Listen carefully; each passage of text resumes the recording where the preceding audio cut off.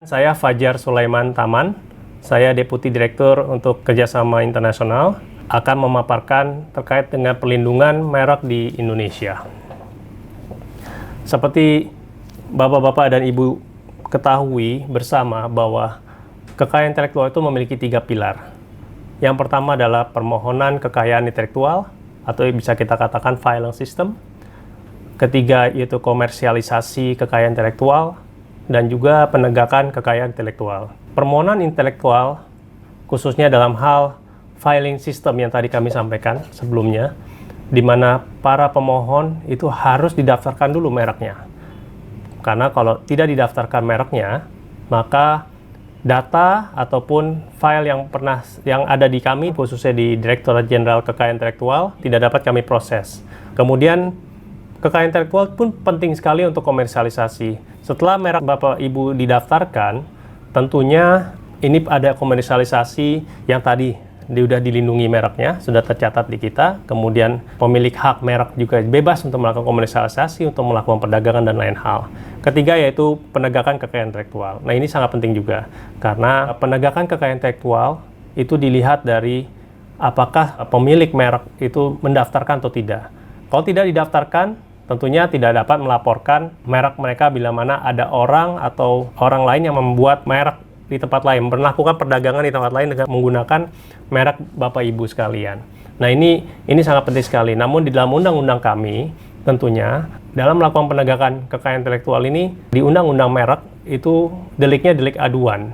Sehingga bila tidak ada laporan atau pengaduan dari pemilik merek itu sendiri pun, maka penegak hukum pun tidak dapat melakukan apa-apa. Bila kita lihat komersialisasi kekayaan intelektual, tentunya kita tahu kekayaan intelektual itu memiliki ekonomi value yang sangat luar biasa.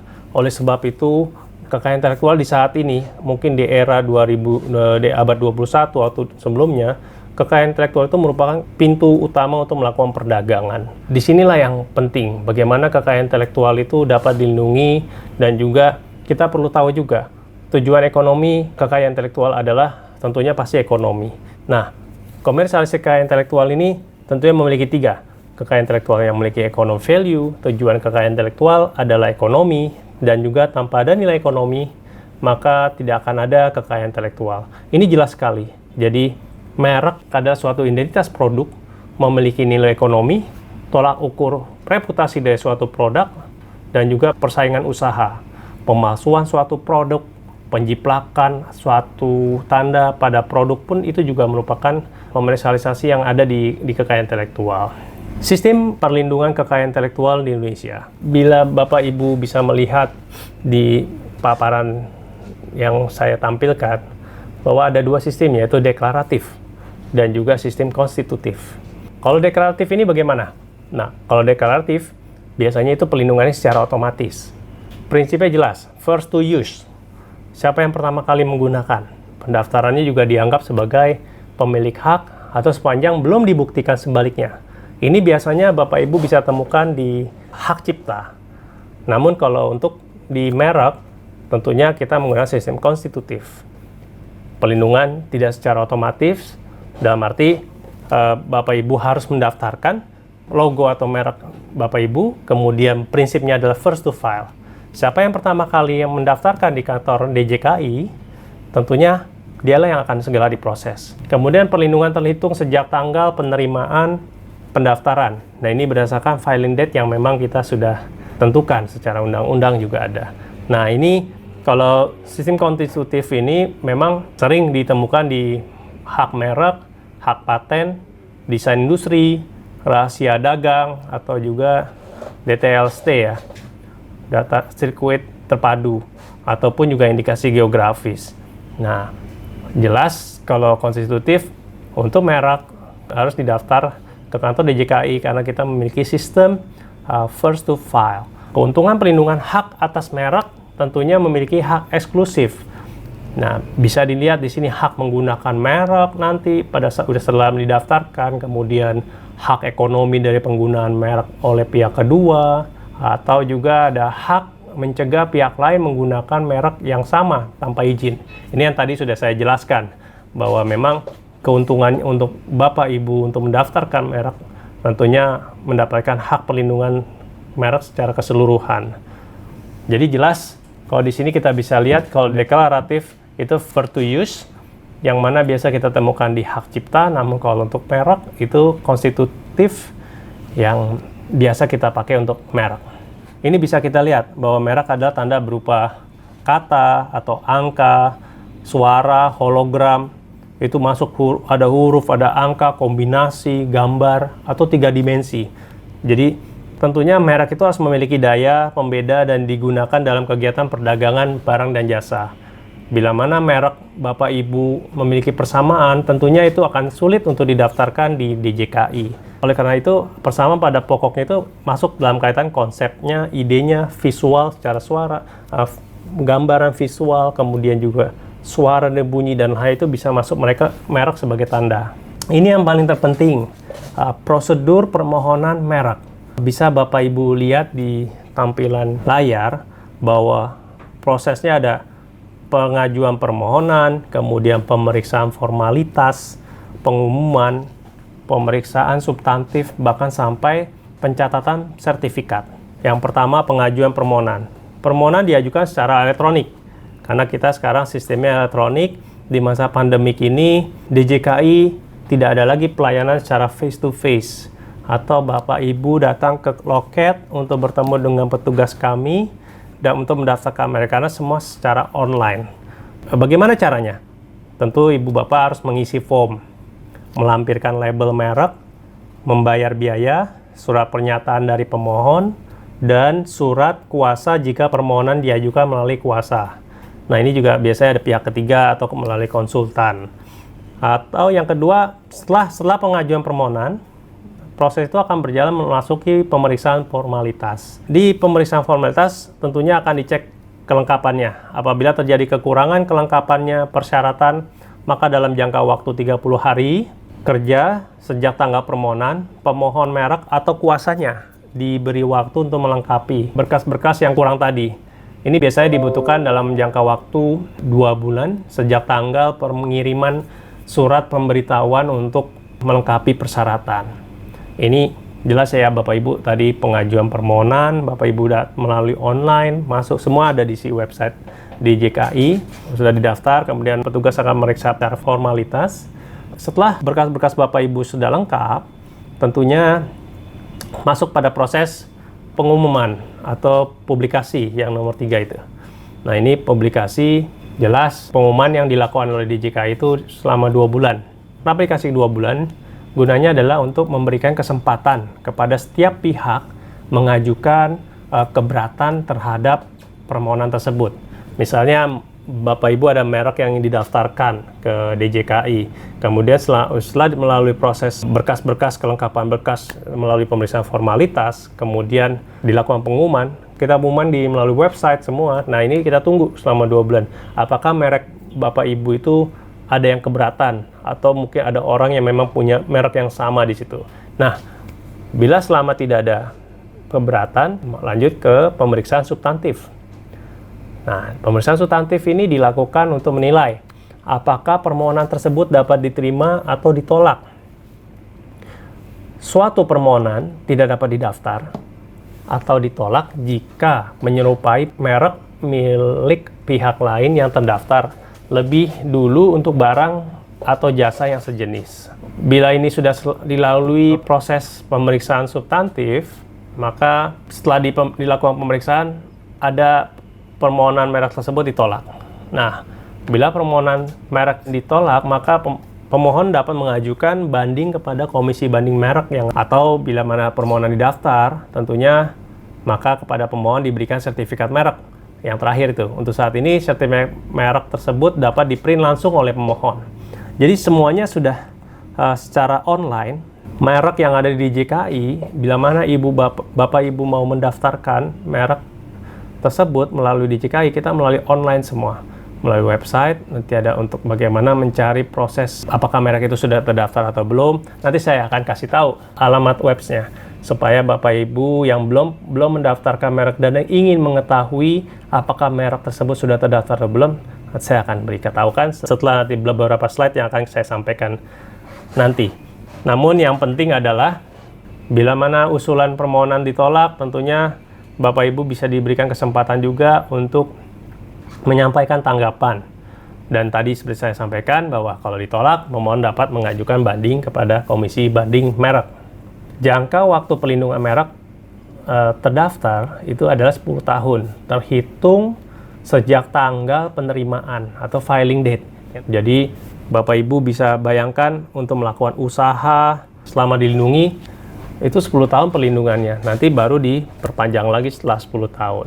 Bagaimana lama prosesnya seperti apa sih? Kalau ini yang tadi sudah saya sampaikan bahwa pemeriksaan formalitas biasanya 15 hari, mereka akan cek kelengkapan Bapak Ibu, kemudian nanti pengumuman selama 2 bulan. Setelah itu persiapan substantif, ini biasanya 30 hari, dan pemeriksaan substantif 150 hari. Namun dengan adanya Undang-Undang Cipta Kerja yang baru nomor 11 tahun 2020, untuk pemeriksaan substantif dari 150 hari menjadi 30 hari. Jadi bisa dibayangkan nanti proses itu akan semakin dipercepat.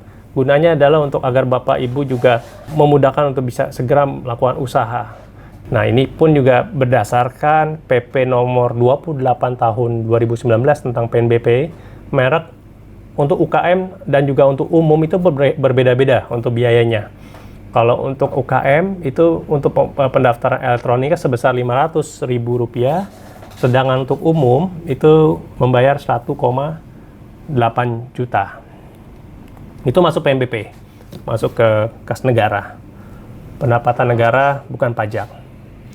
Kemudian kalau di manfaat pendaftaran merek, apa sih manfaatnya? Setelah kita daftarkan, maka merek itu sebenarnya sebagai memacu inovasi dan juga kreativitas serta membentuk brand image. Nah, ini penting sekali karena trademark itu tentunya untuk bisa menarik konsumen. Biasanya memang brand itu akan dikedepankan untuk bagaimana kreativitas dan juga inovasi yang dibentuk untuk bisa menarik produk tersebut. Kemudian itu pencegahan persaingan usaha tidak sehat dan peningkatan daya saing.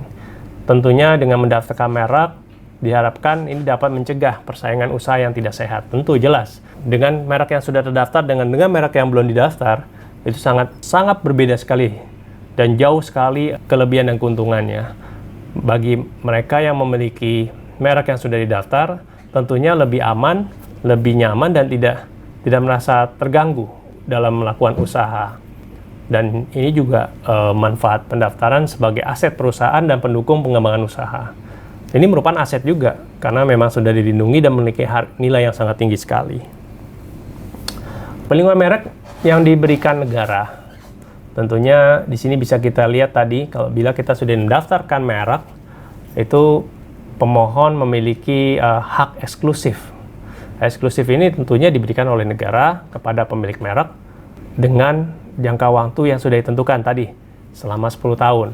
Atau memberi izin kepada pihak lain untuk menggunakan. Nah, ini juga sebagai hak eksklusif, kita juga bisa memberikan memberikan lisensi mungkin kepada pihak ketiga, melakukan usaha, mengembangkan usaha, karena kita sudah memiliki hak eksklusif yang diberikan oleh pemerintah, oleh negara pastinya.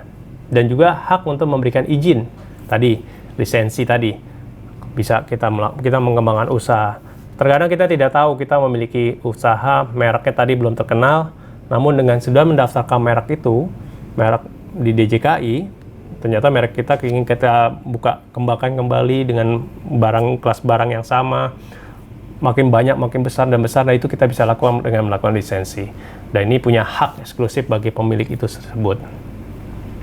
Ataupun juga hak untuk mengalihkan. Misalnya, saya udah pengalihan hak aja. Kalau merek ini tidak bisa ada orang mau beli, bisa dilakukan juga. Nah, ini antar kedua belah pihak. Nah, ini bisa dilakukan dengan cara pengalihan hak. Atau sistem, tadi kan sudah saya sampaikan, sistem konstitutif, yang mana hak timbul karena merek tadi berlaku setelah didaftar, first to file. Hak individu juga. Ini pelindung merek diberikan negara banyak sekali nih. Hak individu, hak untuk melakukan penuntutan pun juga jelas. Kalau hak individu menggunakan merek tersebut sebagai merek dagang Bapak Ibu sekalian. Dan untuk melakukan penuntutan, jelas. Yang tadi saya sampaikan, bila mana sudah didaftar, masuk filing system di kita, Bapak Ibu melakukan komersialisasi terhadap produk-produk Ibu yang sudah didaftar, kemudian ternyata ada orang lain, pihak lain yang melakukan menjual produk dan merek yang sama seperti punya Bapak Ibu, namun mereka tidak didaftar, Ibu bisa melakukan hak untuk melakukan penuntutan. Nah, ini bisa baik secara perdata ataupun pidana kepada pihak lain yang menggunakan merek Bapak Ibu sekalian. Tipe merek pada sistem permohonan bisa kita jelaskan di sini bahwa merek tradisional dan ada juga merek non-tradisional. Kenapa bisa ada dua yang bisa ingin saya sampaikan di sini, bahwa merek tradisional tadi yang merek itu suatu tanda yang berupa tadi merek kata, merek kata dan lukisan, atau merek lukisan, mereknya bergambar lukisan saja, ataupun juga mereknya yang berbuat sebuah kata, itu juga masuk pada kategori merek tradisional. Namun dengan perkembangan zaman, ternyata merek non-tradisional ini makin sangat luas juga pengertiannya. Di mana merek sekarang ada suara yang tadi saya sampaikan, ringtone handphone Nokia itu sebagai merek suara, orang akan tahu. Atau di film Walt Disney itu karena mereka menggunakan sound suatu mereknya mereka. Atau McDonald, ya merek-merek yang mereka selalu gunakan dengan suara-suara yang mereka lakukan. Jadi pada saat kita mendengarkan, oh saya tahu nih merek apa gitu. Ini sangat jelas sekali. Kemudian merek hologram, ini juga banyak sekali digunakan merek sebagai hologram. Mungkin Bapak Ibu sudah tahu ya hologram, yang mereka bisa lihat cara gambar dia bahwa itu ternyata memang merek gitu. Produk yang sekali tempel pakai stiker dengan hologram yang ada, atau merek 3 dimensi. Ini bentukan kemasan dari produk, misalnya mungkin bisa saya contoh Coca-Cola, botol Coca-Cola, bentuknya, kemasannya itu juga bisa sebagai 3 dimensi. Dasar hukum merek itu jelas kita diatur dalam Undang-Undang Nomor 20 Tahun 2016 tentang merek dan indikasi geografis. Nanti Bapak Ibu bisa lihat di paparan saya. Kemudian yang tentunya yang tadi saya singgung juga terkait PP nomor 29 tahun 2019 tentang tarif PNBP yang Bapak Ibu harus bayar berapa, jelas yang masuk ke negara berapa gitu. Undang-undang merek. Nah, kalau di dalam Undang-Undang merek 2016 jelas apa sih yang bisa didaftar dan apa yang tidak bisa didaftar. Jadi di dalam bahasa undang-undang itu adalah merek yang tidak dapat didaftar, permohonan ditolak bila mana, atau ditolak mempunyai persamaan pada pokoknya atau keseluruhan. Tadi, kalau yang tidak didaftar secara garis besar mungkin saya akan sampaikan di sini bila mana bertentangan ideologi negara, peraturan perundang-undangan, moralitas, agama, kesusilaan, atau ketertiban umum. Sebagai contoh, ideologi negara, mungkin di Indonesia kita tidak bisa mendaftarkan merek yang gambarnya Palu Arit yang dimana mengkaitkan pada Partai Komunis, itu tidak boleh, atau dengan logo lambang burung Garuda dan lain hal, ataupun juga membuat merek yang didaftar dengan baju yang bikini, dia langsung gambarnya bikini dan lain hal, itu tidak, yang melanggar asusila dan lain hal, banyak sekali. Secara detail nanti bisa disampaikan di lain waktu, atau juga sama dengan berkaitan dengan hanya menyewa barang yang dimohonkan pendaftaran, sama dengan berkaitan dengan atau hanya menyebutkan barang atau jasa yang dimohonkan pendaftarannya. Nah, ini menarik. Kadang ada orang yang menjual merek kopi, gambarnya kopi gitu ya, produknya kopi. Nah, itu juga nggak boleh. Jadi tidak boleh bersama dengan barangnya. Nah, ini jelas sekali. Bikini gitu, baju bikini itu juga. Jadi harus ada beberapa kreasi lah. Kemudian biaya permohonan ditolak bila mana merupakan atau menyerupai nama atau singkatan nama orang yang terkenal, foto atau nama badan hukum yang dinilai orang lain. Ini jelas nanti Bapak Ibu bisa lihat permohonan beretikat tidak baik. Nah, etika tidak baik, misalnya saya memiliki merek Fajar, mungkin nama saya pakai. Kemudian ada produk saya adalah jenis kelas 25 atau konveksi baju. Ternyata ada orang juga melihat, wah karena produk merek saya Fajar sangat bagus sekali, dan dia lakukanlah pendaftaran. Nah, ini tentu ditolak langsung, karena ternyata merek saya sudah didaftar di DJKI dan first to file. Nah, mereka juga tidak akan bisa. Ini ada etika-etika tidak baik juga tidak bisa digunakan. Ditolak mempunyai persamaan, tadi jelas ya. Mungkin merek terkenal milik pihak lain untuk barang atau jasa, tadi tulisannya mungkin sama. Banyak merek-merek yang terkenal ternyata didaftarkan di Indonesia, dia akan ditolak juga karena persamaannya ada. Pada merek tersebut udah dijual di dunia, udah laku di dunia, dipasarkan di dunia, dia coba di Indonesia, ternyata nggak bisa karena memang yang pemiliknya sudah mendaftarkan mereknya di Indonesia. Jadi pendaftaran merek saat ini juga kita mengenal dengan Madrid Protocol, di mana Bapak Ibu bisa mendaftarkan merek Bapak Ibu ada di seluruh dunia yang di mana mereka mempunyai sebagai anggota Madrid Protocol. Ini jelas sekali bahwa Bapak Ibu tidak harus pergi, misalnya Bapak punya usaha baju, kemudian laku di Indonesia, dan ingin melakukan penjualan di Amerika. Ibu ingin melakukan di Amerika, kemudian di Jepang, kemudian ada di Eropa. Bagaimana caranya? Menggunakan Madrid Protocol. Dan daftarnya di mana? Di DJKI. Nanti di sini di online bisa diklik negara-negara mana yang akan dipasarkan dan akan dilakukan. Nah, ini bisa dilakukan juga oleh Bapak Ibu menggunakan sistem Madrid Protocol untuk pendaftaran merek. Karena ini sistemnya internasional. Hal baru dalam Undang-Undang Merek 2016. Kalau yang jelas di sini, kalau kita lihat, perlindungan merek menjadi lebih luas, yaitu merek 3D tadi. Merek yang memiliki suara, merek hologram, merek tradisional atau kata, huruf, barang, gambar, atau kombinasi. Ini hal-hal yang baru yang ada di Undang-Undang Merek.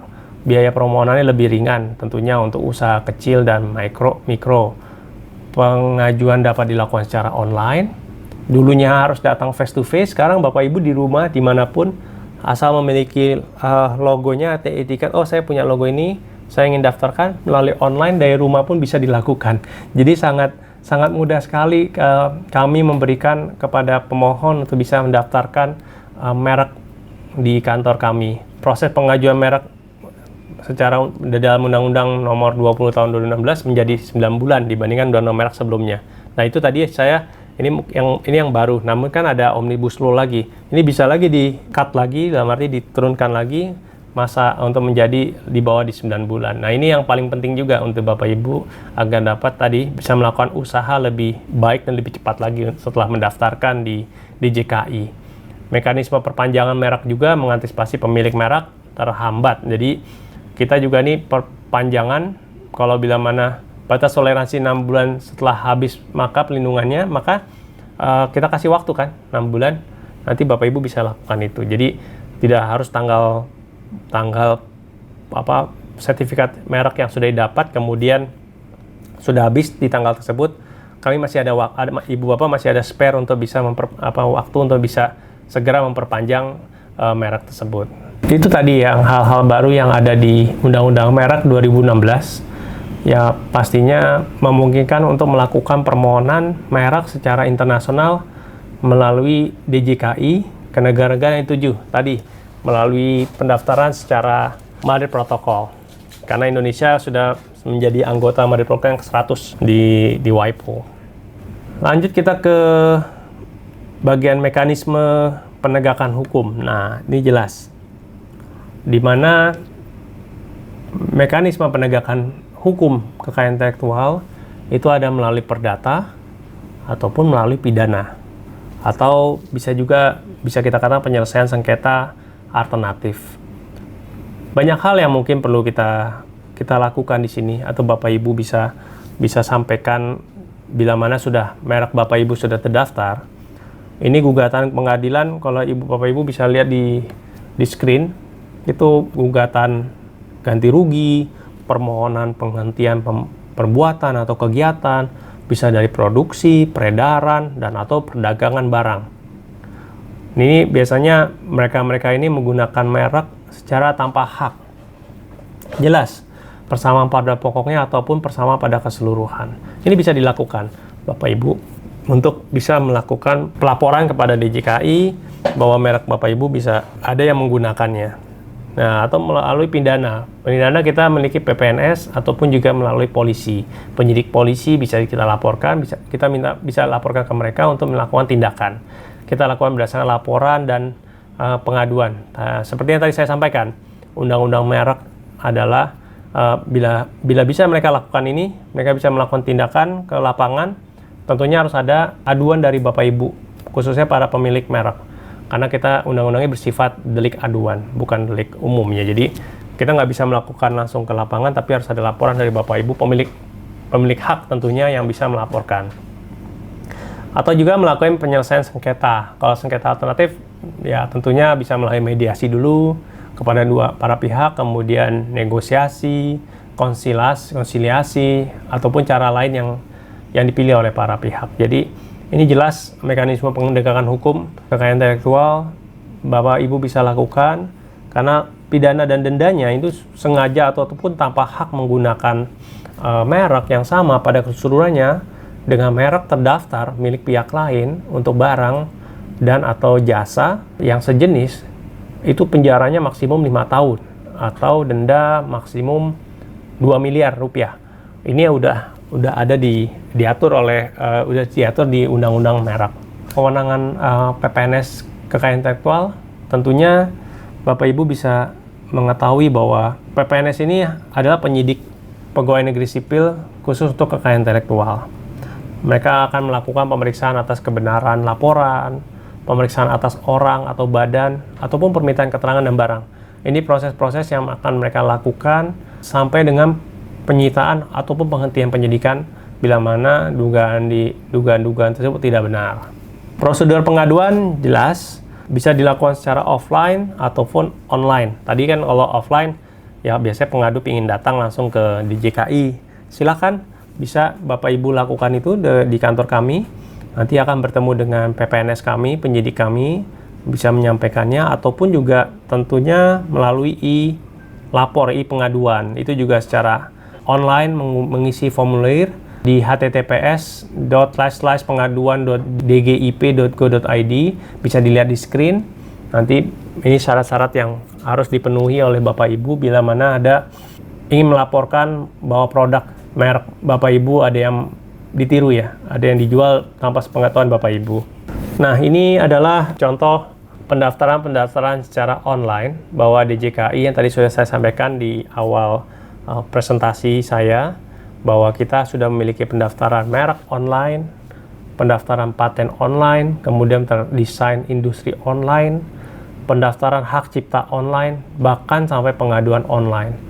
Jadi memang banyak sekali terobosan-terobosan yang dilakukan di DJKI, di kantor Kemenkumham kami, yang mana kita mau bisa melayani masyarakat dalam hal pendaftaran ataupun perlindungan hak kekayaan intelektual. Bila mana Bapak Ibu ingin mendaftarkan merek, tapi ingin lihat dulu di kantor kami apakah sudah ada merek tersebut.